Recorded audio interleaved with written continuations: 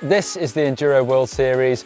We're at the final round of finale in Italy. Let's take a look at this race format and just how hard it is to race.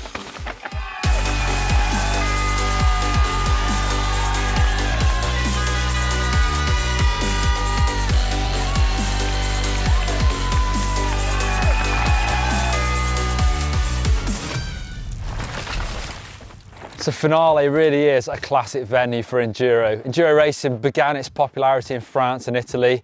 The trail network here really lends itself to enduro racing. It's 2 big days of racing here, both over 50 kilometers ridden with some really long stages.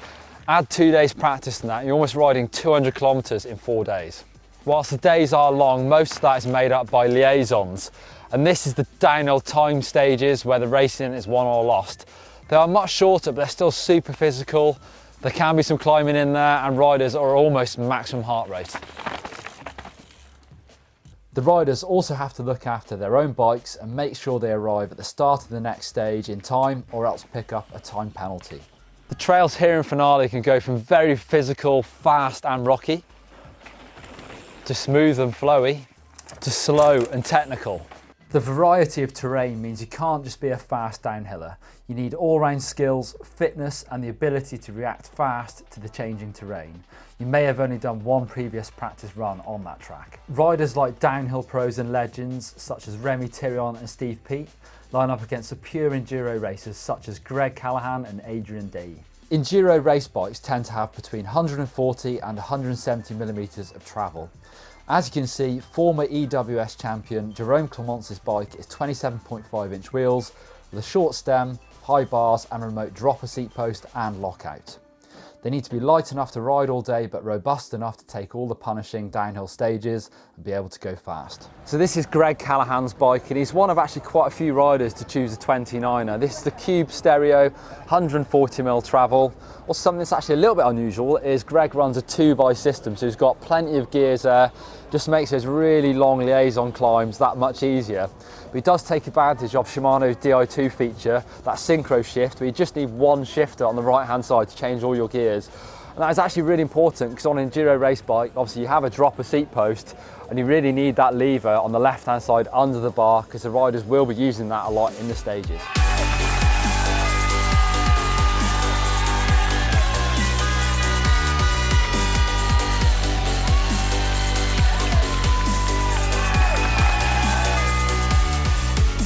500 racers faced the big day one at Finale, and in the men's race, Damien Otton was leading, but only by 6 seconds over Sam Hill, not far back to his championship contender Adrian Day. Cecile Ravenel was again dominating the women's race with Corderia second and Katie Winton third.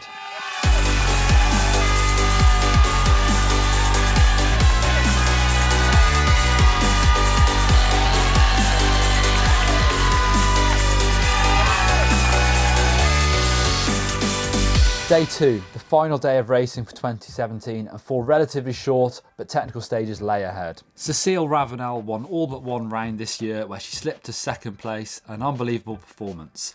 Isabeau Corderia was second, followed very closely by Katie Winton. In the end, Damien Otton took the win, his second of the year, whilst young Belgian Martin Mays stormed back to take second place, Sam Hill third and the 2017 World Enduro title. So there you go, that's the Enduro World Series. A really tough event to try and win. A lot of riding goes on and the times are still really tight when it comes to it in the racing. If you want to see more videos, click on the logo to subscribe to the channel if you haven't done already. Click up there for how hard is it to win Red Bull Hardline, how do you do it? And down there for Blake's latest video, Trail vs Enduro, it's very good. Give us a thumbs up if you like this video.